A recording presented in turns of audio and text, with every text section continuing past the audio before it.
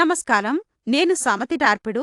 మీకు ఇప్పుడే అవసరమైన 5 వేగవంతమైన భారత కథలు ఇక్కడ ఉన్నాయి. బెంగుళూరులో ఒక చిన్న ఢీకొనడం రోడ్డు సురక్షణకు ఒక హెచ్చరికగా మారింది.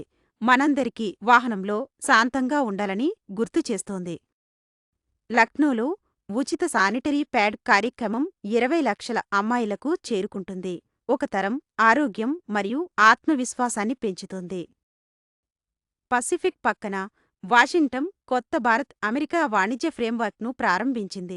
భారతదేశం అమెరికా వస్తువులను $500 బిలియన్ కొనుగోలు చేయాలని, ఆర్థిక సంబంధాలను బలపరచాలని లక్ష్యంగా పెట్టుకుంది. అదే సమయంలో బంగ్లాదేశ్లో యువత నడిపే మార్పు ప్రాంతంలో కొత్త శక్తిని సృష్టిస్తోంది. కొత్త స్వరాలు భవిష్యత్తులను ఎలా మార్చగలవో చూపిస్తోంది. ఈ అన్ని చర్యలు దక్షిణాసియాలో పురోగతి, స్థిరత్వం, అవకాశాలను సూచిస్తున్నాయి. అందుకే నేను దీనిలో ఆసక్తి చూపుతున్నాను. వేగంగా సానుకూల మార్పు జరుగుతున్నది చూడటం. కాబట్టి ట్యూన్లో ఉండండి.